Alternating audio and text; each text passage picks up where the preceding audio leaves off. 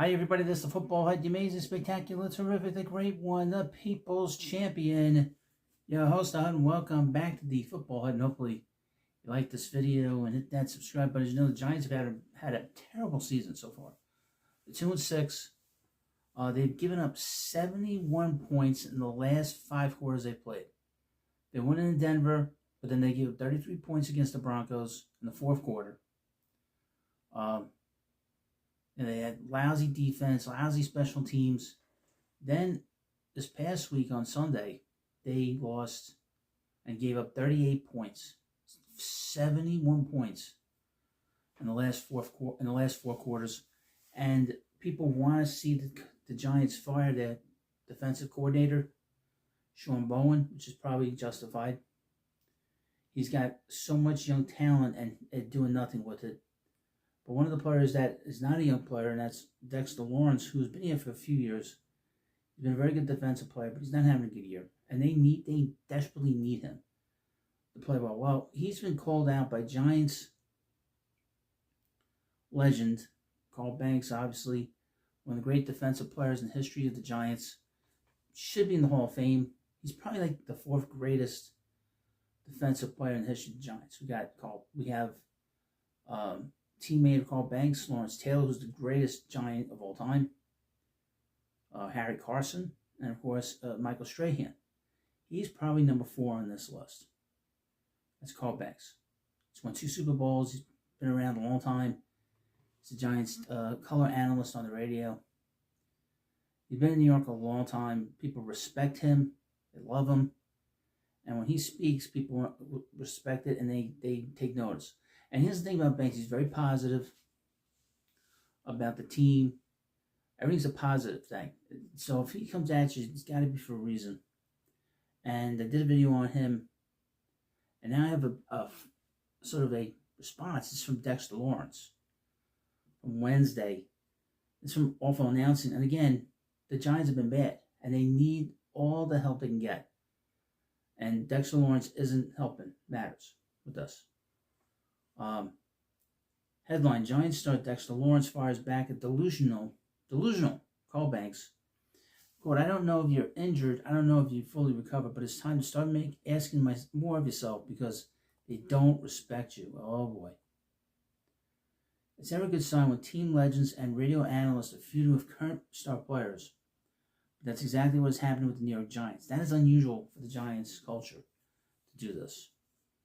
The biggest, drama we had here in the last few years was when Carl Banks was on WFAN and he got into a fight. It was more that got hung up on by the host in the morning of Sal Licata and Brandon Tierney. They hung up on him during a paid segment that he had with the mid-morning show that he's had for like 20 years or whatever.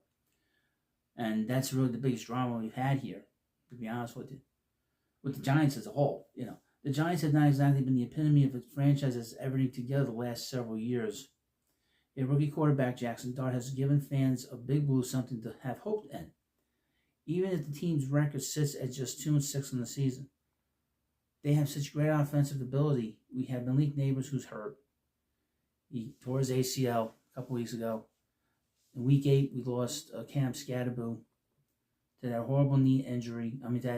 Horrible ankle injury, and but we want to see Dart play well, and he is a shining light.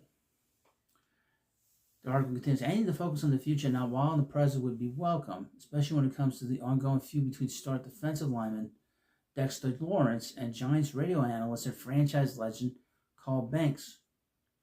Banks is no stranger to ruffling feathers locally. A couple of years ago, Banks' weekly appearances on WFAN were canceled when he got into an argument with host Brandon Tierney and Sal Licata. Now, I would mention, to clear up the facts here, is that Banks quit. He's still employed by WFAN, but those appearances, he quit the show because he didn't like how he was being treated, in particular by Sal Licata.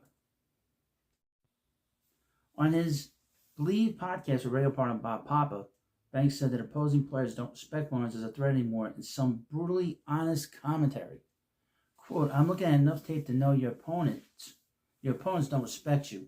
Not like they used to, Banks said. I'm just going to say this again. I don't know the circumstance. It's time for you to start expecting more of yourself. I don't know if you're injured. I don't know if you're fully recovered. But it's time to start asking more of yourself. In the Giants locker room on Wednesday, get this, folks, Dexter Lawrence fired back at Carlton Banks, dismissing the criticism and calling him, quote-unquote, delusional. Now, I don't know what he means by that. Quote, those are strong words, but that's how you feel. F it, Lawrence said. When asked if his critiques meant more given what Banks has meant to the franchise, Lawrence said he's delusional. Now, he doesn't like elaborate what he means by delusional. Okay? He could say, I'm feeling fine. He could have said anything at this point, to be honest with you. Banks would know as well as anyone that him not coming to Lawrence first and calling him out on their podcast is going to sit well with the current crop of players. Having that kind of divide can't be healthy for any team, especially one that has had as much recent drama as the Giants. They haven't had a lot of drama here, to be honest with you. A feud like this between a top player and team analyst is incredibly rare, especially in modern media. You never see a home team announcer turn against a player and directly call him out like this. It takes some kind of job security to be willing to call out a top player in such a blunt, forthright way. But clearly Carl Banks has built up enough credit over the years with the Giants franchise to say what he wants, when he wants, no matter who it may offend. Even if it's in the Giants locker room, he don't care. Why should he? He's got two Super Bowl rings. The fans love him. He's a terrific analyst. He doesn't fly off the handle. This isn't just some guy just shooting from the hip on a regular basis. Not at all. And he said it like it is. You got to respect the guy. And he's not going to back down. I mean, Carl Banks as a player was a tough guy. He was a real tough guy. And a great player. And he's not going to back down to this. And maybe he knows something that he doesn't want to mention, And, people are wondering around sports, the sort of what they see is what they get. We know there's a big scandal with the NBA, and people are very concerned about the legitimacy of sports all the way around. And that's how I feel, to be honest with you. I'm very concerned by it. Not that I'm questioning his, whatever, but just mentioning it, just to mention it. But I want to thank you for watching this video. Hopefully get some more drama.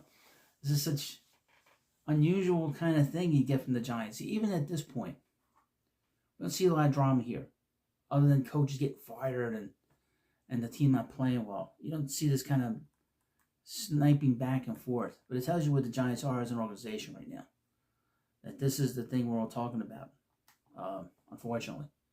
But Banks is right. I mean, there's something going on that he can't, what's something going on in his head or whatnot. Maybe he's hurt, who knows. But thank you for watching this video. And, of course, please subscribe to the Football Hut, and I'll see you later.